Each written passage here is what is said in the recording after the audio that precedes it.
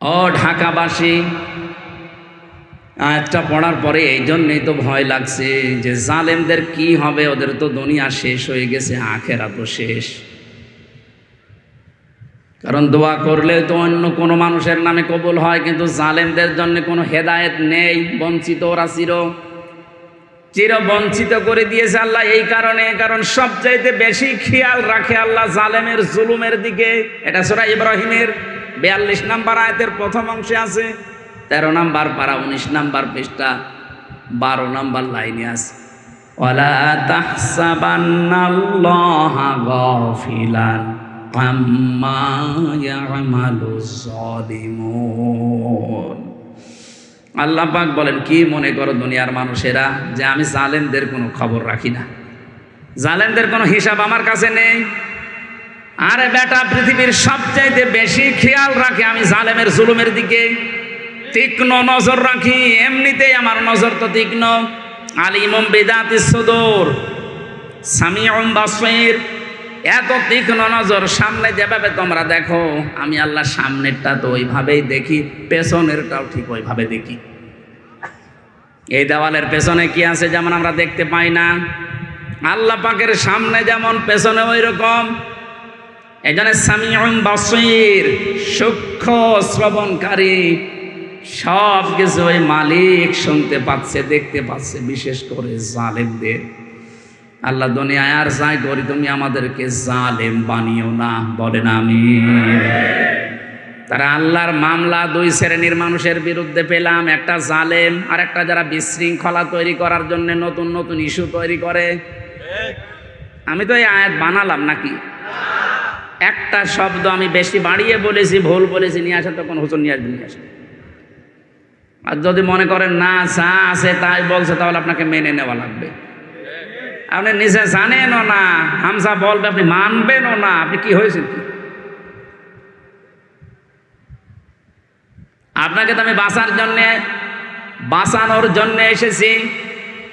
আমার বাবার যা আছে ওই সম্পদ নিয়ে যা কিছু গড়েছে ওগুলো নিয়ে কিন্তু আমি নাড়াচাড়া করে আমার জীবনটা পার করে দিতে পারবো, আমার অসুবিধা নেই। রাত দিন এত সফর করে কোথায়, সেই কুষ্টিয়া কোথায়, এখানে কালকে আবার যাবা লাগবে মনে হয় সেই নওগাঁ, এরপরের দিন আবার চট্টগ্রাম। এভাবেই যে দৌড়াদৌড়ি করছে, আল্লাহর কসম শুধু স্বার্থের জন্য না, আমি চাচ্ছি চোখ লাগিয়ে কোরআনের দেখতে পাচ্ছি যে জাতি জাহান্নামে যাচ্ছে। এই জুলুমের কারণে, এই বিশৃঙ্খলা তৈরি করার কারণে আপনি আল্লাহর মামলার আসামি হয়ে যাচ্ছেন। আপনাকে কেউ বাঁচাতে পারবে না। আমার বিরুদ্ধে সরকার মামলা দিয়েছিল, এই জন্যে কেউ আমার বিরুদ্ধে পক্ষে যে উকিল দাঁড়াবে আমি পাইনি। 3টা বছর কত উকিলকে বলেছে, আমার মা বাবা কেউ রাজি না, বলে দাঁড়িয়ে করবো কি, জামিন হবে না। একটা দেশের সরকার বিরুদ্ধে গেলে যদি আমার পক্ষে কেউ দাঁড়াতে না চায়, অথচ আমি নিরপরাধ, আল্লাহর কসম আমি যে বিষয়ে মামলা দিয়েছি কিচ্ছু জানি না। এরপরও মিথ্যা যারা জানে, তারপরও আমার পক্ষে কেউ নেই, অথচ এত কোটি কোটি ভক্ত এই দেশে। আমার মনে হয় সারা পৃথিবীতে যেখানে বাঙালি আছে সেখানে মোবাইলে কয়েকজনের যদি তাফসির চলে, তা আমার ওয়াজ চলছে। আমি যত বাঙালি দেশে ঘুরলাম, যত বাঙালি আছে প্রত্যেক জায়গায়, এমনকি যে সমস্ত ভাষা আমি বুঝি না ওই ভাষায় ড্রাবিং করে করে তাফসির শুনছে। হয়তো সাইদি সাহেবের, নাই মিজান আজহারির, নাই আমির হামজার। এত ভক্ত থাকার পরও একজনও বলতে পারে না যে না দাঁড়ান আমি টাকা দেব। কেউ নেই, দাঁড়াতে চাইলেও দিতে চাই না, ভয় পায় যে হবে না। কারণ এর বিরুদ্ধে তো আর সলিমদ্দি কলিমদ্দি মামলা দেয়নি, দিয়েছে রাষ্ট্র। আপনার কি একটু ভয় আসে না? একটা রাষ্ট্র বিরুদ্ধে গেলে যদি হামজার এত ভক্ত থাকার পরও 3 বছরে কেউ জামিন করাতে না পারে, আপনি যা করছেন, আপনি যা করেছেন, আপনার বিরুদ্ধে হামজা মামলা দেবে না, আপনি আল্লাহর মামলার আসামি। আপনাকে নিয়ে আমার ভয় হচ্ছে, চিন্তা হচ্ছে। এরকম ভয় এবং চিন্তায় যেন সামনে আর কেউ না পড়ে, এই জন্যই তো সতর্ক করছি। হ্যাঁ, গুনাহগার তো আমরা সবাই, গুনাহ করেন কিন্তু মাপ চান, কিন্তু জুলুম করবেন না। ইত্তাকি দাওয়াতাল মাজলুম ফাইন্নাহা লাইসা বাইনাহু ওয়া বাইনাল্লাহি হিজাব। সব চাইতে বেশি সতর্ক থাকবা জালেমের, সব চাইতে বেশি সতর্ক থাকবা পৃথিবীর মানুষেরা মজলুমের বরদোয়া থেকে। কারণ মজলুমের বরদোয়া আর আল্লাহর ভেতরে কোনো হিসাব নেই, পর্দা নেই, ও কিছু বললেই কবুল হয়ে যায়। হয়তো কবুল হতে দু একদিন দেরি হয় নাই, তুমি সঙ্গে সঙ্গে হয়, এতটুকু তাছাড়া হবেই। মাজলুমের দোয়া আল্লাহ ফেরত দেয় না, এটা ফেরত দিলে হাদিস মিথ্যা হয়ে যাবে। যেখানে ওই ছোট হুজুরটা আমার সাথে ছিল, রাফিকুল ইসলাম মাদানী, ওর উপর যে জুলুম হয়েছিল ওই সময়ে বাস্তব কথা বলছি। আমারে বলছে, হামজা ভাই, আমারে হাতির ছেলেরা 12:30 1টার দিকে নিয়ে গেছে, চোখ বেঁধে পড়া উলঙ্গ করেছে, আমারে হাতের ওপর একটা সিগারেট ধরিয়ে দিয়েছে, একটা অর্ধ উলঙ্গ মেয়ে লোককে আমার পাশে দাঁড়িয়ে ছবি তুলছে, বলছে এইটা ছেড়ে দেব। যে হুজুরের চরিত্র এইরকম। মোবাইলের ভেতরে উল্টা পাল্টা নাচ গান বিভিন্ন জিনিস ডাউনলোড করে করে ওগুলো ছড়িয়ে দেব যে হুজুরের মোবাইলে এগুলো পাওয়া যায়। এমন অসহায় ওই সময়, কারণ 2টা রাস্তায় ব্লক করা 12:30টার পরে, যেন ইমার্জেন্সি কাজ চলছে, কেউ এখানে না আসে। কি ইমার্জেন্সি কাজ চলছে দেখছি। মাজলুম কি আমি সেইটা বোঝানোর জন্য এটা বললাম, কারণ এটা আমি শুনেছি ওর কাছে। শেষেও বলছে, এসআইকে জিজ্ঞাসা করলাম যে ভাই আপনারা যা করছেন এটাকে হারুন স্যার জানে? 3 ইঞ্চি হারুন বলছে জানে না, মানে হারুনই তো করাচ্ছে। অথচ রিমান্ডে থাকতেও কত ভালো ভালো কথা আমার সাথে বলছিল, কত ভালো আচরণ দেখাচ্ছিল। তলে তলে যে এত বড় ক্ষতি করবে আমি বিশ্বাসও করতে পারি না। এই জন্যে জিজ্ঞাসা করলাম যে হারুন স্যার কি এটা জানে? জানে না মানে উনি করাচ্ছে। সে এত অসহায় আমার কাছে মনে হচ্ছিল ওই সময় যে আমার তামাম পৃথিবীতে মনে হয় আল্লাহ বাদে আর কেউ নেই। কিসের মা বাবা, আত্মীয় স্বজন, দলের লোক সব শেষ। ওই মুহূর্তে দোয়া করেছেন, আল্লাহ আমাকে যেভাবে যা কিছু ওরা দেখেছে, যারা যারা এর সাথে জড়িত, ওদের সব কিছু এভাবে তুমি দেখিয়ে দিও। আল্লাহ যে কবুল করেছে তার প্রমাণই হারুন। যদি মিথ্যা মনে হয়, আপনি 3 ইঞ্চি শোনেননি? তাম দুনিয়ার মানুষেরা ভিডিও দেখে ওরা এখন বাইরে আসার কোনো কায়দা আছে? বাইরে আসলে তো মানুষ পিটিয়ে মেরে ফেলবে, আর বের হলেই আওয়াজ শোনে 3 ইঞ্চি। কি একটা আওয়াজ বলেন! মহিলারা পর্যন্ত আওয়াজ দিচ্ছে 3 ইঞ্চি। ছোট হুজুরটার মনে হয় অত ইঞ্চি না, কিন্তু এর কি হইবে? ওর যদি 1.5 ইঞ্চি হয়, আল্লাহ ডবল করে এর 3 ইঞ্চি দেখিয়ে অপমান একেবারে সর্বোচ্চ পর্যায়ে পৌঁছিয়ে দিয়েছে। এই জন্য সতর্ক থাকবেন, আপনার দ্বারা কেউ যেন মাজলুম না হয়, জুলুমের শিকার না হয়। এটা গুরুত্বপূর্ণ বিষয়। আল্লাহ আমাকে সহ যারা আমরা এখানে এসেছি এই বিষয়টাই খুব সেন্সিটিভ থাকার তৌফিক দেন, বলেন আমিন। আমরা দরুদ পড়ছি, সালাম পাঠাচ্ছি মুহাম্মদুর রাসূলুল্লাহ সাল্লাল্লাহু আলাইহি ওয়াসাল্লামের প্রতি। আজকে যে সূরার কয়েকটা আয়াত পড়লাম, সূরার নাম 3। কি সূরা? বলেন বলেন। 3-এর কয়েকটা ব্যাখ্যা আমি তাফসিরে পেয়েছি। 3 হচ্ছে একটা মসজিদের নাম।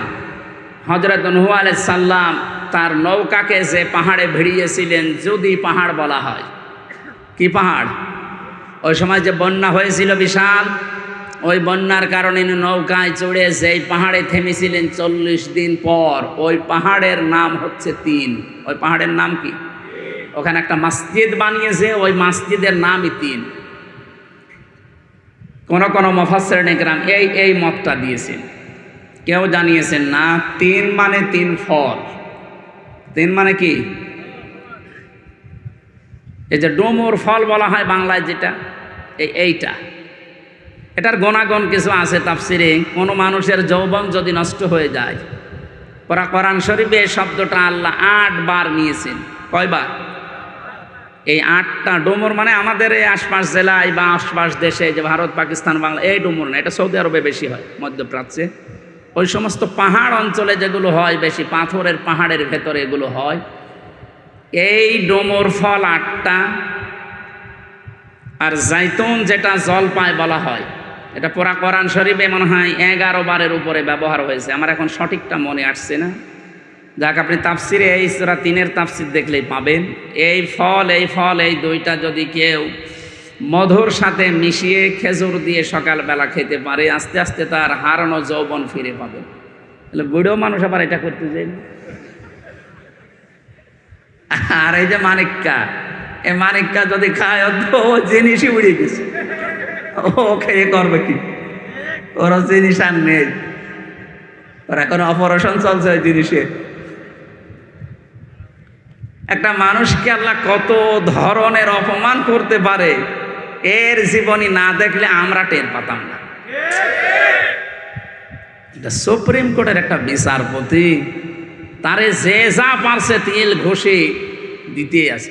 একটা মানুষের রাগ কোন পর্যায়ে গেলে এই ধরনের মানুষকে কিল ঘষে দেয়, আবার শুয়ে রেখেছে কল আর পাতার উপর, একটা জাজিম দিলেও তো হয়।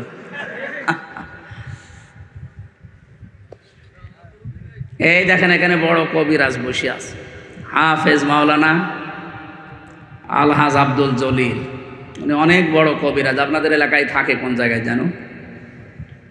আল্লাহ রাব্বুল আলামিন 3 জাইতুন এগুলোর কসম কেটে কিছু গুরুত্বপূর্ণ জিনিস আমাদের দৃষ্টি আকর্ষণ করেছেন। ওয়াত-তিনি ওয়াজ-জাইতুনি ওয়া তুরি সিনিনা ওয়া হাদাল বালাদিল আমিন। এই যে জাইতুন যে শব্দটা আমি তাফসিরের ভেতরে পেয়েছি ইবনে কাসিরে, হযরতে মুসা আলাইহিস সালাম, হযরত ঈসা নবী আলাইহিস সালাম, এই যে মসজিদ নিয়ে এখনো পর্যন্ত গন্ডগোল থামে না, বাইতুল মুকাদ্দাস, ওখানে যে মসজিদ আছে এই মসজিদের নাম হচ্ছে জাইতুন। কোন কোন তাফসিরে পেয়েছি আল্লাহ এই সমস্ত কথা কসম দিয়ে দিয়ে বলছিলেন। ওয়াত-তিন এর আগে ওয়া আছে, এটা ওয়ায়ে কসমিয়া। এখানে শিক্ষা কি? আমি যতগুলো তাফসিরে এই ওয়ার সাথে মিলিয়েছি, মুফাসসিরিন ইকরাম লিখেছেন আল্লাহ কসম দিয়েছেন কেন? কারণ যে বিষয়টা উনি বোঝাতে চাচ্ছেন ওই বিষয়টা মানুষের জীবনের সাথে সম্পর্কিত। যে বিষয়ের সাথে সম্পর্কিত আলোচনা আল্লাহ করতে চান ওই বিষয়ের কসম আল্লাহ আগে দেন। মানুষের জীবনের সম্পর্ক যেহেতু সময়ের সাথে, এজন্য সময়ের কসম দেওয়ার আগে আল্লাহ ওয়া ব্যবহার করেছেন, ওয়াল আসরে, সময়ের কসম। যে বিষয়টা আমি আবার বলছি, উনি যেটা জানাতে চায় ওই বিষয়টার আগে উনি কসম করেন মানুষকে সতর্ক করার জন্যে। আমরাও তো দুনিয়ায় কসম করি বা করব কার নামে? আল্লাহর চাইতে বড় যেহেতু আর কেউ নেই, এই জন্য আমাদের কসম করা লাগবে শুধুমাত্র আল্লাহর নামে, তাছাড়া আর কারো নামে কসম করা জায়েজ নেই। কিন্তু উনি যেহেতু বড়, ওনার চাইতে আর কেউ বড় নেই, ওনারও তো কসম করা লাগছে। উনি কসম করেন তখন এইটা দেখে যে আমি কি বলতে চাই ওই বিষয়টা আগে নিয়ে এসে কসম কাটেন। আল্লাহ পাক এখানে যে কথাগুলো বলতে চাবেন তার আগে এই কসমগুলো দিচ্ছেন মানুষের জীবনের সাথে এগুলোর সম্পর্ক। 3 মানুষের শরীরের জন্য জাইতুন, মানুষের শরীরের জন্য ওয়া তুরি সিনিনা ওয়া হাদাল বালাদিল আমিন। এই যে তুরি সিনিন, সিনাই পর্বতের কসম। এই সিনাই পর্বতে যে ঘাসগুলো জন্ম নেয় এটা মানুষের শরীরের বহু রোগের উপশম এর ভেতরে আল্লাহ রেখে দিয়েছেন। এই জন্য দুনিয়ায় যত রোগ আছে প্রতিটি রোগের ঔষধ আল্লাহ এই গাছ গাছড়া লতা পাতা এর ভেতরে আছে। এনার মতো খুঁজে বের করা লাগবে। হযরতে মুসা আলাইহিস সালামের ঘটনা পড়লাম এই জায়গায়, তাফসীর আকারে কথা বলছি, এই জন্যে থেমে থেমে বলছি, আমি সুর দিচ্ছি না। কোরআনে কারিমে হযরত মুসা আলাইহিস সালামকে আল্লাহ 40 জন নিয়ে গিয়েছিলেন কথা বলার জন্যে। যেই ময়দানে তিনি কথা বলতেন ওই ময়দানটার নাম তুরে সিনিন, সিনাই পর্বত বলা হয়। আল্লাহ পাক নিজে তার সাথে কথা বলার কারণে নামটাই পাল্টিয়ে গেছে কালিমুল্লাহ। মুসার নাম কি? তিনি আল্লাহর সাথে কথা বলতেন।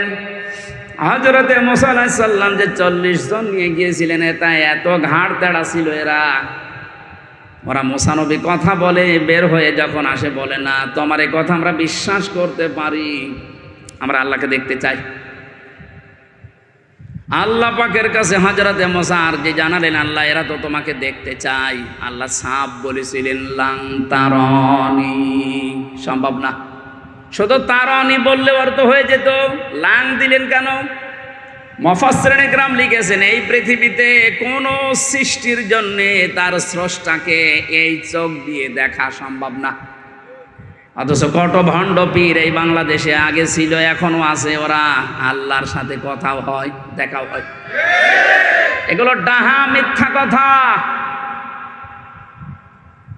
লা তুদরিকুল আবসার ওয়া হুয়া ইউদরিকুল আবসার।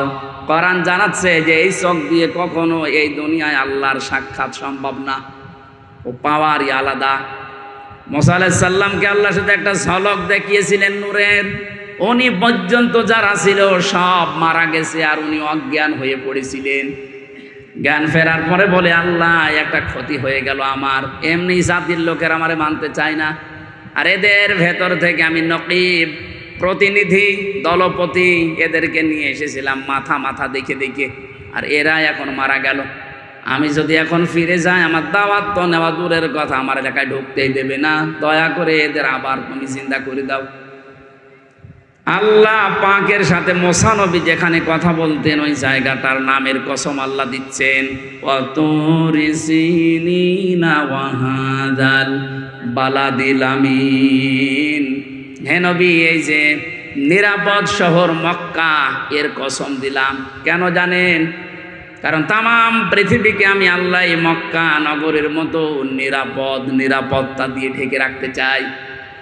বিশ্বনবীকে যেদিন বিদায় করার জন্য আবু জেহেল সংসদে আইন পাশ করেছিল রানুন্ন দোয়াই, ওই দিন মুহাম্মদুর রাসূলুল্লাহকে আল্লাহ উনি যখন বিদায় নিয়ে যাবেন যে পাহাড়ের কাছে তাকিয়েছিলেন কাবা শরীফের দিকে, যে কাবা তোর কাছে থাকার খেদমত করার বড় আশা আমার ছিল, কিন্তু তোর নিষ্ঠুর সন্তানরা আমরা থাকতে দিল না, আমি আবার আসব। সেই সময় আল্লাহ আয়াতগুলো জানিয়েছিলেন, লা উকসিমু বিহাদাল বালাদ ওয়া আনতা হিল্লুম বিহাদাল বালাদ। আল্লাহ পাক বলেন এই নিরাপদ শহর মক্কার কসম, হে নবী আপনাকে আমি বলছি ওয়া আনতা হিল্লুম বিহাদাল বালাদ, আপনি এই নগরের বৈধ নাগরিক। এ বাংলাদেশে যারা জন্ম নিয়েছে তারা এই দেশের নাগরিক। এখানে সংখ্যা লঘু সংখ্যা গুরু বলে কিচ্ছু নেই, এগুলো সব ওই মুশরিকদের বানানো কথা। কে বলেছে আপনি সংখ্যালঘু? 96% এই দেশে মুসলমান আমরা আছি, আপনি 4 হলেও তো আছেন। জন্ম যেহেতু এই ভূখণ্ডে আপনার, আপনিও আপনার পরিবার, এই দেশে আমরা সব যারা জন্ম নিয়েছি তারা একটা পরিবার, দেশের বৈধ নাগরিক। বৈধ নাগরিককে যারা অবৈধ ঘোষণা দিয়ে দেশ থেকে তাড়িয়ে দিতে চায়, নিষিদ্ধ করতে চায়, এই মানুষগুলো কোরআনে কারিমের সূরা বালাদের ভাষায় তারাই নিজেরাই অবৈধ। এজন্য বৈধ জিনিসকে যারা ঘোষণা দিয়েছিল অবৈধ, 5 দিনের মাথায় আল্লাহ তাদেরকে অবৈধ বানিয়ে দিয়েছে। আমি মনে হয় বেশি বলে ফেললাম। কেন আল্লাহ মক্কা নগরের কসম দিলেন আর বললেন বালাদিল আমিন, এটা নিরাপদ শহর? কোরআনে কারিমের বহু জায়গায় আল্লাহ এই আয়াতটার ব্যাখ্যা দিয়েছেন। সূরা আলে ইমরানের ভেতরে আল্লাহ জানিয়েছেন, হে নবী এ মক্কা নগরী এত নিরাপত্তা বেষ্টিত একটা শহর আমি বানিয়েছি, কেউ যদি হেরেম শরীফের এলাকায় প্রবেশ করে তাকে মেরে ফেলা জায়েজ নেই, এত নিরাপদ, সে যত অপরাধী হোক। আমার মনে হয় কোরআনে কারিমের এই নিয়ম নীতি বিশ্বনবী যখন চালু করতে পেরেছিলেন, পুরা মক্কা নগরী না পুরা আরব জাহানকে আল্লাহর নবী এমন বানাতে পেরেছিলেন যেন মায়ের কোলে মানুষ আছে। ওই দৃশ্যটা আমরা এখন দেখতে চাই। এ দেশটা 53 বছর হয়ে গেল স্বাধীন হয়েছে, বিভিন্ন মানুষের দায়িত্ব পালন করা আমরা দেখেছি, কিন্তু বালাদিল আমিন আমরা পাইনি। চাচা এরশাদ ঘোষণা দিয়েছিল মরণের আগে যে বাইরে থাকলে খুন, ঘরে থাকলে গুম। আল্লাহ পাক বলেন না, আমার আইনগুলো যদি সত্যি চালু করতে পারো, আমিও তোমাদের পৃথিবীর যে জায়গায় চালু হবে ওই জায়গাটা বালাদিল আমিন বানিয়ে দেব। 53 বছরে যেহেতু আমরা দেখেছি, বাবা চালিয়েছে, স্বামী চালিয়েছে, চাচা চালিয়েছে, বোন চালিয়েছে, ভাবিও চালিয়েছে। এখন শুধু দেখতে বাকি আছে যে কোরআন দিয়ে চললে দেশটা কেমন দেখা যায়। বালাদিল আমিন যদি সত্যি দেখতে চান, আল্লাহর কসম দিয়ে আমি বলতে পারি, কোরআনের নিয়ম নীতি যেগুলো আছে 500 আয়াত শরীয়তের বিধান, কয়টা? এর ভেতরে সংসদে কায়েম করার মতো আছে 73টা। কয়টা? এই 73টা ধারা যদি সত্যি আমরা কায়েম করে দিতে পারি, সারা বাংলাদেশটা আমার আল্লাহ বালাদিল আমিন বানিয়ে দেবেন। বিশ্বাস যদি না হয় আপনি কায়েম করে দেখেন।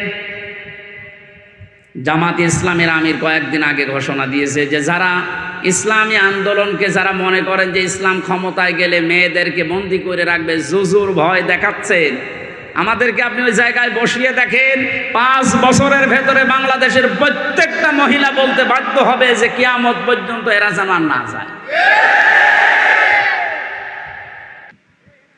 কত জায়গায় কোরআনের কথা বলতে গেলে চারিদিক থেকে আওয়াজ আসতো, এটা বলবেন না, ওইটা বলবেন না, এটা বাদ দিন।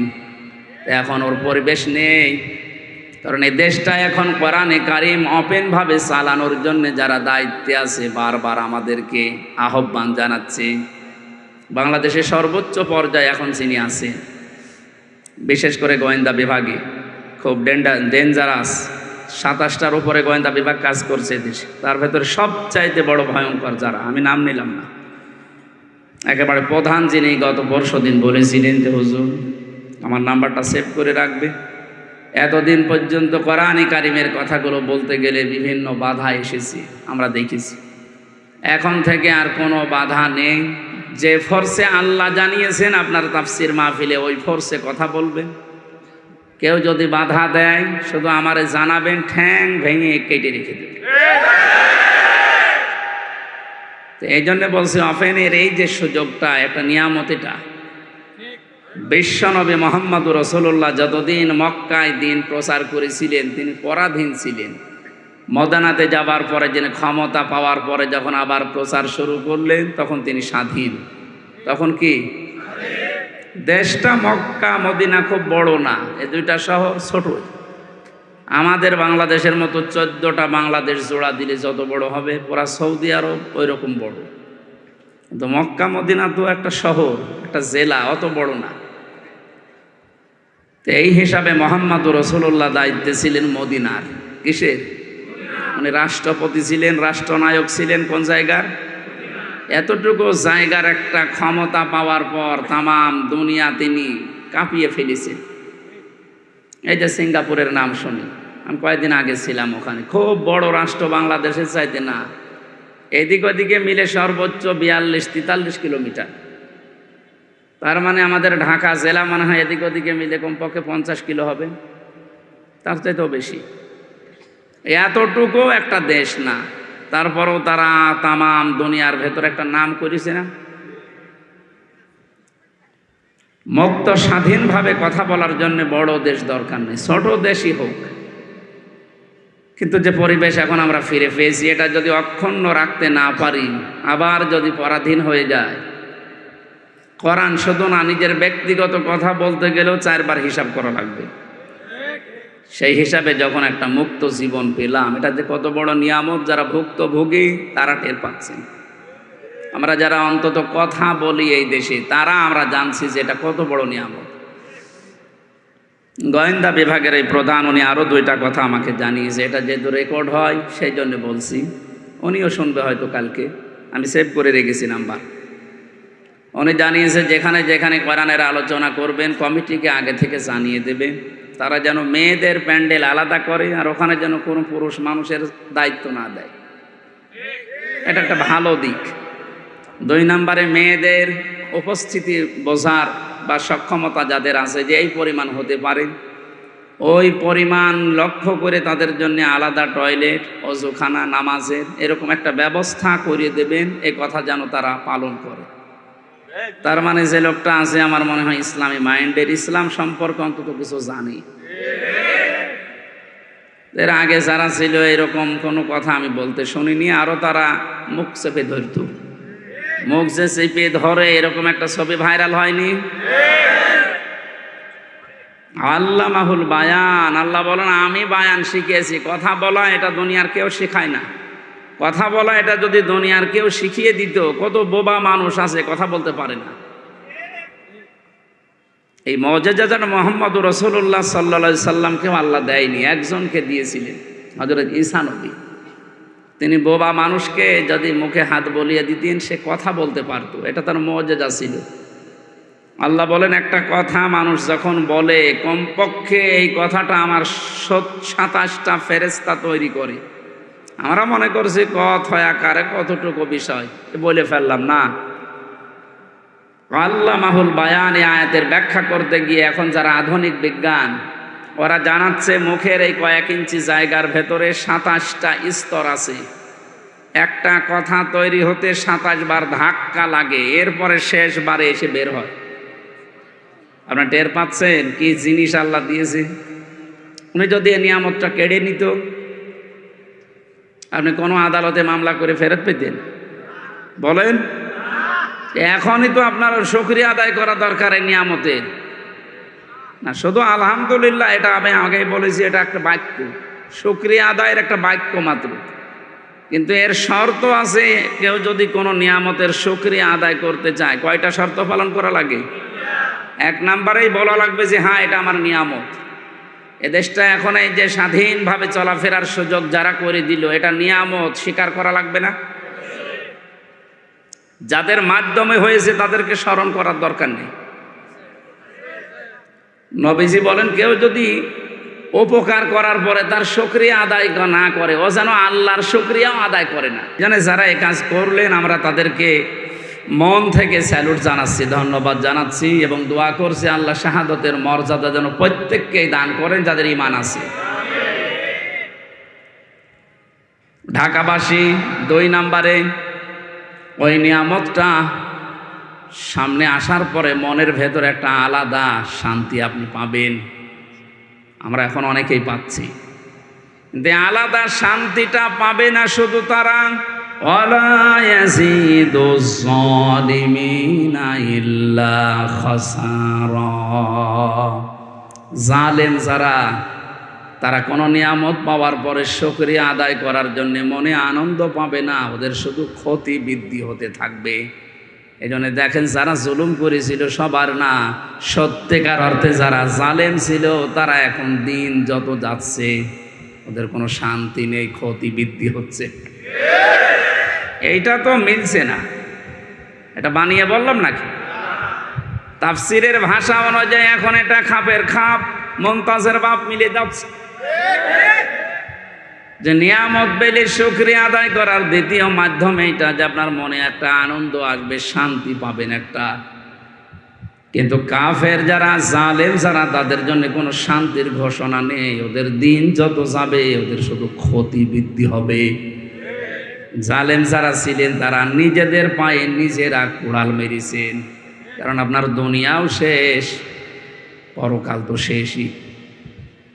কি হলো বলেন তো? আপনার জুলুম করে নিজের জীবনটা ধ্বংস করে দিলেন। এখন যদি বলেন হুজুর তার জন্য একটু দোয়া করেন, কি করবো দোয়া করি, কারণ জালেমদের জন্য দোয়া করলে কবুল হয় না। জালেমদের জন্য দোয়া করাও নিষেধ। কত বড় ক্ষতি করে ফেললেন আপনি নিজের। এখানে লিখে দিয়েছেন ইসলাহি মাহফিল, সংশোধনের জন্য বলছি। কত বড় ক্ষতি যে হয়ে গেছে আপনার, এই ক্ষতি আর ওঠার মতো না। রব্বুল আলামিন জানিয়েছেন এই পৃথিবীর জালেমেরা আল্লাহু লা ইয়াহদিল কওমাজ জালিমিন। হে নবী, জালেমদেরকে আমি হেদায়েত দেই না, সুতরাং ওর জন্য দোয়া করে আমি হামজা করব কি? ইয়াহদি এটা মজারে, বর্তমান, ভবিষ্যৎ, প্রেজেন্ট, ফিউচার, শুধু এখন না। কিয়ামত পর্যন্ত জালেম দুনিয়ায় আসবে, কোন জালেমের জন্য দোয়া করা জায়েজ নেই। এমনকি জালেমের জন্য দোয়া করলে আল্লাহ কবুল করবে না, হেদায়েতও দেবে না। এত রাগ আল্লাহর জালেমদের উপরে। কোরআনে কারিমে সবচাইতে ভয়ঙ্কর মনে হয় আমার কাছে এই আয়াতটা, সূরা শূরা 42 নম্বর আয়াত, 25 নম্বর পারার 6 নম্বর পৃষ্ঠা 13 নম্বর লাইনে আছে, ইন্নামাস সাবিলু আলাল্লাযীনা ইয়াযলিমুনান নাস ওয়া ইয়াবগুনা ফিল আরদি বিগাইরিল হক উলাইকা লাহুম আযাবুন আলিম। এই খেয়াল করে, আমি আমার ইমান থেকে কথা বলছি। কে আমার দিকে তাকিয়ে আছে, চোখ বন্ধ করে আছে, কি খুশি হবে বেজার হবে না? আমি আমার আল্লাহর দিকে আর আমার ইমানের দিকে তাকিয়ে বলছি। সত্যি আমি মন থেকে কথাগুলো বলছি, আপনি একটু ভাবেন। আল্লাহ বলেন আমি নিজে মামলা দেব জালেমদের বিরুদ্ধে। খেয়াল করেছেন কত ওজনে কথার? সরাসরি মামলার বাদী আল্লাহ নিজে কেস করবেন। কে? আপনার মনের ভেতরে যদি এরকম কিছু থাকে তো ভয়তে কেঁপে ওঠার কথা, আল্লাহ মামলার বাদী। আপনার তো অনুভূতি আমি দেখছি না। এখন যদি বলা হয় ডক্টর মোহাম্মদ ইউনূস আপনার নামে মামলা করবে, আপনার মনে হয় খাওয়া দাওয়া বন্ধ হয়ে যাবে, কারণ সর্বোচ্চ জায়গায় এখন তিনি আছেন। এরকম ডক্টর ইউনূস পৃথিবীর ময়দানে আছে এখন 228 জন, কারণ 228টা রাষ্ট্র আছে এই দুনিয়ায়, প্রত্যেকটা রাষ্ট্রের আলাদা একজন প্রধান আছে, না নেই? তার ভেতরে ডক্টর মোহাম্মদ ইউনূস একজন। এই 228টা রাষ্ট্রের একটা রাষ্ট্রের প্রধান যদি আপনার নামে মামলা দেবে, ঘোষণা দিয়ে দেয় যে আপনার সব বন্ধ হয়ে যায়, একটু ভাবেন। এরকম ইউনূস 228টা না, আরো যত গ্রহ নক্ষত্র আছে, যত সৃষ্টি আল্লাহর আছে, সবার যিনি হাকিম বিচারক, তিনি বলছে আমি নিজে মামলা দেব। ইন্নামাস সাবিলু আলাল্লাযীনা ইয়াযলিমুনান নাস। কাদের বিরুদ্ধে? ইয়াযলিমুনান নাস। ইয়াযলিমুনা এটা মুজারে, বর্তমান ভবিষ্যৎ, প্রেজেন্ট ফিউচার। নাস মানে মানুষ, যারা মানুষের উপরে জুলুম করেছে এবং করবে। এবার তামাম পৃথিবীর সাথে আয়াতটা মিলান। জালেম যারা, তারা হামজার মামলার আসামি না আল্লাহর? কি মনে হচ্ছে বলেন তো? আল্লাহ নিজে মামলা দিচ্ছে, অথচ নিজেই বিচারক তিনি। আলাইসাল্লাহু বিআহকামিল হাকিমিন। সব চাইতে বড় বিচারপতি কে? উনি নিজেই বিচারক, নিজেই মামলা দিচ্ছে, রায় তো উনি দেবে। আপনার কি মনে হয় যে আপনার পক্ষে রায় আসবে? বাদী যিনি, তিনি নিজে বিচারপতি, তিনি মামলা দিচ্ছে নিজে, রায় দেবেন তিনি। কি হচ্ছে এবার বলেন জালেমদের? কত খারাপ বদনসিব, কপাল খারাপ ওই জালেমদের, যারা জুলুম করেছে দুনিয়ায় এখনো করছে। 2 নম্বরে কাদের বিরুদ্ধে আল্লাহর মামলা? আমার মনে হয় দ্বিতীয় আয়াতের দ্বিতীয় শব্দটা না বললেই ভালো হয়, এটা একটু ঝামেলা আছে। ওয়ায়াবগুনা ফিল আরদি বিগাইরিল হক। পৃথিবী শান্ত হয়ে যাওয়ার পরে আবার যারা বিশৃঙ্খলা তৈরি করার জন্য চেষ্টা চালায়, তাদের বিরুদ্ধে আল্লাহর মামলা। এই 5 তারিখের পর থেকে আজকে 27 তারিখ, এই কয়দিনে কতবার বিশৃঙ্খলা তৈরি করার জন্য অনেকে চেষ্টা চালিয়েছে, এখনো চালিয়ে যাচ্ছে। সুতরাং যারা এগুলো করছেন, আপনার বিরুদ্ধে ডক্টর ইউনূসের মামলা না, আল্লাহর মামলা আপনার বিরুদ্ধে। আপনি এখন সব কিছু সামনে নিয়ে এসে এটা করা লাগবে, ওটা করা লাগবে, তো 15 বছর কোথায় ছিলেন?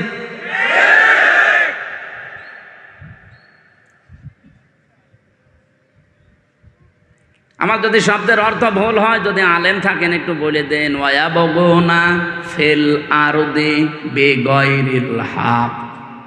পৃথিবীর ময়দানে যারা অন্যায়ভাবে বিশৃঙ্খলা করার জন্য বিভিন্ন মাধ্যম তালাশ করে বেড়ায়, দেখেন তো মাঝে মাঝে এক একটা ইস্যু তৈরি করে মাধ্যম তালাশ করে খালি কি করে বিশৃঙ্খলা তৈরি করা যায়, চেষ্টা চালিয়েই যাচ্ছে। তাদের জন্য আল্লাহর ঘোষণা, উলাইকা লাহুম আযাবুন আলীম, যন্ত্রণাদায়ক শাস্তি তার জন্য আমি দুনিয়ার আখিরাতে রেডি করে রাখছি। কোরআনে কারিমের কিছু মানবেন আর কিছু মানবেন না, তাদের জন্য সতর্ক বার্তা এই সূরা বাকারা ১ম নাম্বার পারা ১২ নাম্বার পৃষ্ঠা ৭ নাম্বার লাইনের ৮৫ নাম্বার আয়াতে আছে। আল্লাহ পাক বলেন, আফাতুমিনুনা বিবাদিল কিতাবি ওয়া তাকফুরুনা বিবাদ ফামা জাযাউ মান ইয়াফআলু যালিকা মিনকুম ইল্লা খিজিয়ুন ফিল হায়াতিদ দুনিয়া ওয়া ইয়াউমাল কিয়ামাতি ইউরাদ্দুনা ইলা আশাদ্দিল আযাব ওমাল্লাহু বিগাফিলিন আম্মা তা'মালুন। এ পৃথিবীতে লাঞ্ছনা, গঞ্জনা, অপমান, অপদস্থ কলার পাতায় শুয়ে থাকা লাগবে তাদের জন্যে যারা কোরআনের কিছু বিশ্বাস করে আর কিছু মানতে চায় না। এরকম মানুষ বাংলাদেশে ছিল মানে এখানেও আছে। ওদেরকে কোরআনের নামাজের কথা বললে ঠিক আছে, কিন্তু নামাজের শিক্ষায় ওরা নেই। নামাজ পড়তে বলবেন, তাহাজ্জুদ মিলে ৬ ওয়াক্ত পড়বে, কিন্তু নামাজের যে ২৭টা শিক্ষা একটা বলতে শুরু করে তখন বলবে এটা রাজনীতি। নামাজের প্রথম শিক্ষা কি? এই যে কাতার সোজা করো, ইমাম সাহেব বলে না বারবার? আমি তো কাবায় যতবার নামাজ পড়েছি, কাবার ইমাম, মসজিদে নববীর ইমাম, বারবার একামত হয়ে যাওয়ার পরেই মাইকে ঘোষণা দেয় আরবিতে, বাংলা হচ্ছে কাতার সোজা করো, কাতার সোজা করো ৩ বার বলে। ওই সময় বুঝি নাই ১৬ সালে, এখন টের পাচ্ছি যেটার গুরুত্ব কি। কেন বারবার ৫ ওয়াক্ত নামাজের আগে কথা বলা লাগবে ইমাম সাহেবের, তাও একামত হয়ে যাওয়ার পরে? এই জন্যে বারবার কথা নবীজি জানিয়েছেন যে কাতার যদি সোজা না থাকে, যার জন্যে কাতার বাঁকা হবে সেই লোকটা হেদায়েত থেকে চিরবঞ্চিত হয়ে যাবে। এতটুকু শেষ না ব্যাখ্যা? ২য় নম্বর, কাতার সোজা করার ভেতরে যে একতা, ঐক্যবদ্ধ মানুষ, যেভাবে কাতারের ভেতরে কোনো দলমত রাখে না যে এখানে সবাই এক, কারণ এখানে আল্লাহর বিধান পালন করা হবে। কয়টা? হ্যাঁ, না, আল্লাহর বিধান এখানে পালন করা হবে একটা, তার নাম সেজদা। নাম কি? সেজদা দেওয়ার জন্য তো এত আয়োজন, নাকি অন্য কোনো উদ্দেশ্য আছে? সেজদা দেওয়ার জন্যই মানুষের এত আয়োজন। বিশাল মসজিদ বানিয়েছে, হচ্ছে না। আবার শুনলাম যে 2 তলা করবে, ওই যে গাছতলায় বাসতলায়, ওখানেও নাকি মানুষ বৃষ্টির ভেতরে নামাজ পড়ে। কি গুরুত্ব দিয়ে 2 তলা মসজিদ বানাচ্ছে, মানুষ যেন কষ্ট না পায়। 5 ওয়াক্ত আযান দেওয়ার জন্য আলাদা একজন মুয়াজ্জিন আছে, এটা পরিষ্কারের জন্য খাদেম আছে, টয়লেট এবং ওযুখানার জন্য আলাদা ক্লিনার আছে, আলাদা। 5 ওয়াক্ত নামাজ পড়ানোর জন্য একজন ইমাম আছে, জমা পড়াবে আর একজন খতিব আছে। এত আয়োজন করে উদ্দেশ্য আল্লাহর একটা বিধান এখানে পালন করা হয়, তার নাম সেজদা। নাম কি? এবার আপনার বিবেককে বলেন তো, একটা বিধান পালন করতে গিয়ে যদি এত আয়োজন করা লাগে, বারবার বলা লাগে, তাহলে এর বাইরে কত আয়োজন আছে আমাদের পরিবার, সমাজ, রাষ্ট্রীয় জীবনে বলেন। এখানে মাত্র একটা বিধান, কোরআনে এরকম বিধান আছে 500। কয়টা? একটা বাদ দিলে এখনো থাকছে কয়টা? যে 499টা এখন তো আর মসজিদে নেই, বাকিগুলো সব বাইরে। এখানে একটা পালন করতে যদি সব এক হয়ে যেতে পারেন, কাঁধে কাঁধ মিলিয়ে, পায়ের গোড়ালির সাথে গোড়ালি মিলিয়ে সব এক, এখন পালন হবে আল্লাহর বিধান। এই শিক্ষাটা আল্লাহ চায় যে আপনি বাইরে নিয়ে যান। এরকম 499টা বিধান এখন পরিবার, সমাজ, রাষ্ট্রে আছে। ওইগুলো মানতে গিয়ে যদি কেউ বাধা দেয়, তখন আর কেউ নেই, সব আমরা এক। এই শিক্ষাটা আপনি নিতে চান না? তখন বলেন না ওইটা আমার দলের লোক না, ওইটা রাজনীতি, ওইটা জঙ্গির কাজ, ও ঝামেলায় আমি নেই, আমি শুধু আছি কি লা ইলাহা ইল্লাল্লাহ, কাউকে কিছু বলবো না, যে যা কষে করুক গা। এই নামাজের কথা বললে তাও তো আপনি একটু হালকা পাতলা মানেন, রোজার কথা বললো হালকা পাতলা মানেন, কিন্তু এই পৃথিবীতে ওই 499টা বিধানও যে দরকার, ওই কথাগুলো বলতে গেলে তখন আপনি বলেন এইটা রাজনীতি, এইটা রাষ্ট্রের ব্যাপার। আপনি তো কোরআন বোঝেননি, কোরআন ডিপলি ভাবে নিজে বোঝেনও না। যারা ডিপলি বোঝে তারা বোঝাতে চাইলে আপনি মানেনও না, আপনি তো আবু জেহেল ছাড়া কিছু না। খেয়াল করেন তো, কিছু মানলেন কোরআনের কথা, বিশ্বাসও করলেন, আর কিছু মানেনও না, বিশ্বাসও করেন আর উল্টাপাল্টা ধারণা করেন আয়াতগুলোর উপরে, আপনার কি হবে? সূরা বাকারার এই আয়াত অনুযায়ী আল্লাহ বলেন তাদের দুনিয়া আর আখিরাতের শাস্তি আমি তৈরি করলাম, লাঞ্ছনা, গঞ্জনা, অপমান, অপদস্থ জীবন। এখন হাড়ে হাড়ে টের পাচ্ছি না আমরা? এতটুকু আল্লাহ শেষ করে দিতে পারতেন, পরের শব্দ তো আরো কঠিন। ওয়াউমাল কিয়ামাতি ইউরাদ্দুনা ইলা আশাদ্দিল আযাব। যারা তাফসীর বসে জিজ্ঞাসা করেন আশাদ্দুন ইসমে তাফসীল, সুপারলেটিভ ডিগ্রি, এটা ভয়ঙ্কর শব্দ। আল্লাহ বলেন মরণের পরে আমি কিয়ামতের ময়দানের দিকে কঠিন আযাব যেখানে সেখানে নিয়ে যাব।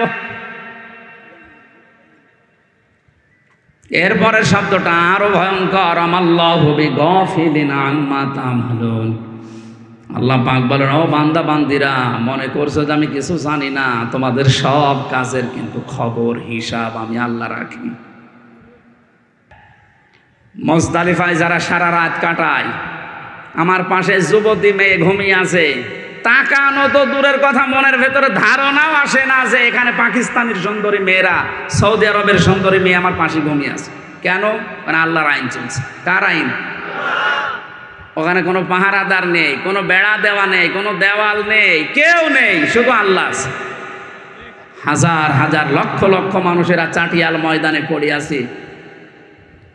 নিজে পরীক্ষিত, নিজে দেখে আসলাম। হাসি যদি এখানে থাকে জিজ্ঞাসা করেন, তারা দেখে এই যে হাসি না, এটা জিজ্ঞাসা করেন। ওইটা আমরা চাই যে বালাদিল আমিন হিসাবে দেশে ঢাকা শহর থেকে কুষ্টিয়া পর্যন্ত 250 কিলোমিটার একটা মেয়ে, যুবতী মেয়ে হেঁটে চলে যাবে, আল্লাহর ভয় ছাড়া ওর মনের ভেতর কোনো ভয় থাকবে না। সেটার জন্য আল্লাহর বিধান লাগবে। দুনিয়ার কোনো বিধান দিয়ে এটা যে হবে না, তার প্রমাণ আমরা এতে 53 বছরে পেয়েছি। সুতরাং আল্লাহ যেটার ঘোষণা দিচ্ছেন, কসম দিচ্ছেন যে এই নিরাপদ শহরের কসম, বাংলাদেশকেও নিরাপদ শহর বানাতে হলে, আমার অধিকারগুলো আদায় করতে হলে আল্লাহর চাইতে আর কেউ নেই। ওনার বিধানটা নিয়ে আসেন, উনি ভালো জানে যে কিভাবে আপনাকে বানিয়েছে। এর পরবর্তী আয়াতগুলোতে আল্লাহ আমাদেরকে আমাদের জীবন সংক্রান্ত যে বিষয়গুলো আছে, যে লাকাদ খালাকনাল ইনসানা ফি আহসানি তাকওয়িম সুম্মা রাদাদনাহু আসফালা সাফিলিন, এই দুইটা আয়াতে আল্লাহ আমাদের জীবন সংক্রান্ত মানুষের চরিত্র, মানুষের গঠন, কিভাবে উঁচা নিচু হয়, নষ্ট হয় মানুষ, কিভাবে এই বিষয়গুলো একটা একটা করে তুলে ধরেছে। এখন তো আজকের এই মাহফিলটা তো আমার জানাইনি, আমি তো জানতাম যে একটা আজকে। আরে মনে হচ্ছে স্বাধীন হওয়ার পরে আমার চাপ আরও বেড়ে গেছে, কারণ আগে তো 20-22টা জেলায় ঢুকতে দিত না, ওই জেলায় এখন বেশি হচ্ছে। বাধা যারা দেবে তারা তো সব পালিয়েছে, এই জন্য ওই জেলাগুলোর চাপ এখন আমি আর সহ্য করতে পারছি না। বিশেষ করে খুলনা আর বরিশাল বিভাগের এই 20-22টা জেলা নিয়ে খুব ঝামেলায় আছি। আপনারা এই একটা এখন একদম মানিকগঞ্জে আছে মনে হয়, মমতাজের গ্রামে, আল্লাহর ওলির গ্রামে যাচ্ছি। তো ওখানে আপনাদের ইমাম সাহেব, এই যে চেহারা দেখলে আল্লাহর কথা মনে হয়, যার চেহারা দেখলে আল্লাহর কথা মনে হয় ওটা একটা অলি। অলি কিনা আমি জানি না, কিন্তু ওনার চেহারা দেখলে যেহেতু মনে হচ্ছে কিছু আমল আখলাক আছে। আল্লাহ যেন ওনারে কবুল করেন। ওনার নিজেদের শুধু স্বার্থের জন্য না, এই মসজিদের মানুষের নামাজের জায়গা হচ্ছে না। এই জন্য জমার দিন আমি একবার এসেছিলাম, দেখলাম এই গাছতলায়, এই জন্য কষ্ট করে হলেও আপনাদেরকে নিয়ে আপনাদের মসজিদ বানাচ্ছে। ওনার বাড়ি তো সে রংপুরে, আপনাদের নামাজের জন্য এই কষ্ট স্বীকার করেছে, আমাকে দিয়েও বলাচ্ছে। আমি এগুলো পারি না, তারপরও আহ্বান জানাচ্ছি, যা যতটুকু সমর্থ আছে এদিকে একটু লক্ষ্য রেখেন।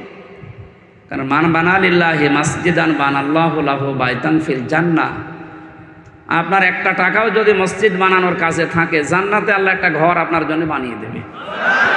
এইরকম সুযোগ দুনিয়ার অন্য কোনো কাজে আছে বলে আমি জানি না। এই হাদিসটার উপরে আমল করার একটু চেষ্টা করে। উনি তো 30,000-এর কথা বলেছিলেন, মাত্র আমারটা দিয়ে মনে হয় 11,000 হয়েছে। আপনার আর এক ভাই যে 10,000 দিয়েছে, সব মিলে মনে হয় 21,000, এখনো 9,000 টাকা লাগবে। 30,000 পুস্তি হলো। বলেন তো একটু 1,000 করে কেউ যদি পারেন, এখন না হলে পরবর্তীতে দিয়ে যাবেন জমার দিনের আগে। এই যে 2 জন আছে, 1 2 1 2 3 1 2 3, তার মানে 24 জন হয়ে গেছে। আর 6 জন এই স্টেজে যাদের বসান, এ কি গরিব মানুষ সব? এনারা 1,000 টাকা এক মাসে দিতে পারবে না মানে? ডিশের বিলে প্রায় মাসে মনে হয় 600-700 টাকা দেওয়া লাগে। ওই 3 জন হয়ে 24 জন। আর মানুষ নেই ভাই? এই যে আরেকজন আছে, দেখেন তো কে? 25 জন। আর 5 জন লাগবে। বলেন, একটু বলেন, তাড়াতাড়ি বলেন। আপনারা আলাদাভাবে মাহফিল দেবেন, আলাদা অনুষ্ঠান। আমার তো সময়ও পাওয়া যায় না। আরও যারা ভালো ভালো আলোচক আছে দেশে, ভালো ভালো আলেম আছে, তাদেরকে নিয়ে আসবেন। 1-1.5 ঘন্টা 2 ঘন্টা না হলে তাফসির শেষ করা যায় না এক আয়াতের উপরে।